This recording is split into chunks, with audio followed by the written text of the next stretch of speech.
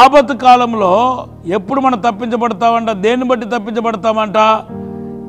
బీదలకు మనం సహకరించినప్పుడు, లేని వాడికి మనం సహకరించినప్పుడు దేవుడు జ్ఞాపకం చేసుకుంటాడు. యేసుక్రీస్తు నామములో మీ అందరికీ శుభములు తెలియపరుస్తున్నాను. Praise the Lord, praise the Lord. How are you? మీరందరూ బాగున్నారా? మీరందరూ బాగుండాలని, దేవుని కృపలో నానాటికి ఎదగాలని దేవుని సన్నిధిలో ప్రార్థిస్తున్నాను. హల్లెలూయా. మత్తయి సువార్త 2వ అధ్యాయంలో దేవుని బిడ్డలారా, మరి క్రిస్మస్ యొక్క సందేశాన్ని మనం చూస్తున్నాం.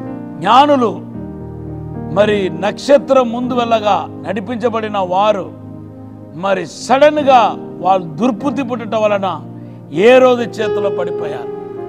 మరి ఏ రోజు చేతిలో పడి సచ్చారా? వాళ్ళ ప్రయాణాలు అక్కడితో ముగించబడిందా? వాళ్ళ లైఫ్ అక్కడితో క్లోజ్ అయిపోయిందా అంటే లేదనే బైబిల్ చెప్తుంది. దేవుడు మరలా ఆ ఏ రోజు చేతులను విడిపించి యేసును కలుసుకున్నట్టు చేశారు. మత్తయి సువార్త 2వ అధ్యాయం 11వ వచనంలో చూస్తున్నాం. ఆ తర్వాత తిరిగి వాళ్ళు ప్రయాణమై వెళుతున్నప్పుడు వాళ్ళు మరలా ఇదే పొరపాటు చేయకుండా వాళ్ళు కాపాడబడ్డారు, రక్షించబడ్డారు. ఇది ఎలా సాధ్యమైంది? మనుషులే కాదా వాళ్ళు? మరలా ఎందుకు అదే పొరపాటు చేయలేదు? మరలా పడిపోయి ఎలా తిరిగి లేచారంటే, వారు వచ్చింది దేనికోసం అంటే దేవుని హానర్ చేయటానికి, బహుమానంతో, కానుకలతో వచ్చారు. దేవుని బిడ్డలారా, మనము మన విషయాలు మర్చిపోయి దేవుని రాజ్య వ్యాప్తి కోసం, బీదల కోసం మనం సహకరిస్తే ఖచ్చితంగా దేవుడు మన ఆశీర్వదిస్తాడు. మనల్ని ఇరుకు నుండి ఇబ్బందిని దేవుడు తప్పిస్తాడు. ఈ సందేశం కొంచెం మందికి విందగా ఉండవచ్చు, కానీ నిజం. వాక్యం మీకు నేను చూపించాలని చెప్పి ఆశపడుతున్నాను. మొదటి వాక్యం ఏంటంటే, మత్తయి సువార్తలో రాయబడి ఉంది, ప్రవక్తను చేర్చుకున్నవాడు ప్రవక్త ఫలాన్ని పొందుకుంటాడంట. మత్తయి సువార్త 10:41-42. దేవుడు ఖచ్చితంగా అతను ఒక ఆపత్తు కాలంలో దేవుడు జ్ఞాపకం చేసుకుంటాడు. ఖచ్చితంగా వాళ్ళకి విడుదల ఇస్తాడు. చూడండి, ఏలియా కాలంలో ఆ బీద విధవరాలు ఏం చేసిందంటే, ఏలియాకు తనకంటూ ఉంచుకున్న ఆ పిండిని, నూనెను మరి రొట్టి చేసి ఆయన అడిగినట్టుగా, ఆయన చెప్పినట్టుగా మొదటిగా ప్రవక్తకి ఇచ్చింది. తర్వాత ఏమైంది? శోధన వల్ల తన జీవితంలో కనపడుతున్నాయి.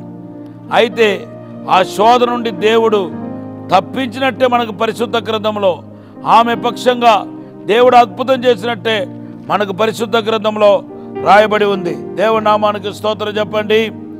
ఆ మొదటి రాజుల గ్రంథం 17వ అధ్యాయం 12-24 వచనాలు చదివితే, ఆమె కొడుకు చచ్చిపోయాడు, కీడు జరిగింది చూడండి.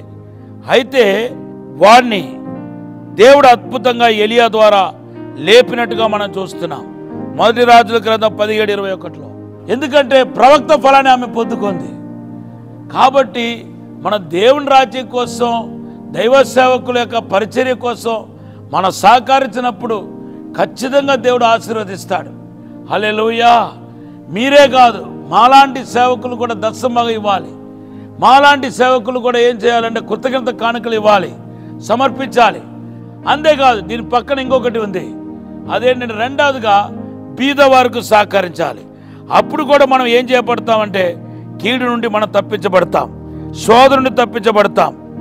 బీదలను కటాక్షించేవాడు మరి యెహోవాకు అప్పిచ్చిన వాడు మాత్రం కాదు, వాడు కీడు సమయంలో, శోధన కాలంలో, వాడు ఆపత్తు కాలంలో యెహోవా వారిని తప్పిస్తాడనే మాట మనకు స్పష్టంగా కనబడుతుంది. కీర్తన 41:1-2 వచనాలు మనకు కనపడుతున్నాయి. చూడండి, ఆపత్తు కాలంలో ఎప్పుడు మనం తప్పించబడతామంట? దేన్ని బట్టి తప్పించబడతామంట?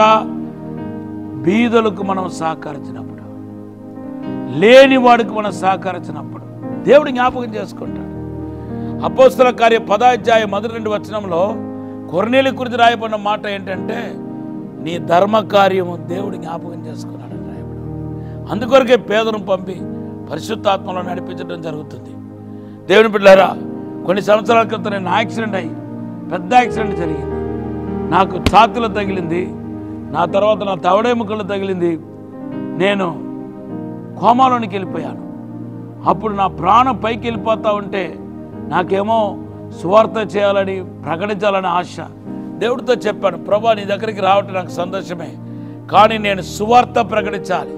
ఇంకా అనేక ఆత్మలకు నేను సువార్త ప్రకటించాల్సి ఉంది.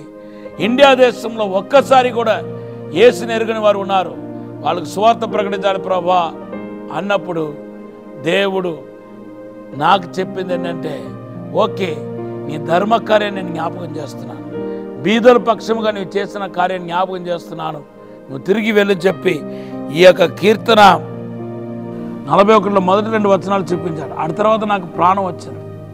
దేవుని బిడ్డలారా, ఆపత్తు కాలం అంటూ అందరికీ ఉంటాయి.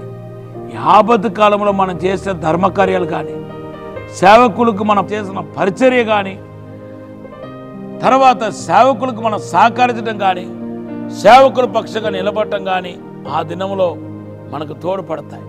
ఈ మాటను దేవుడు దీవించిన గాక.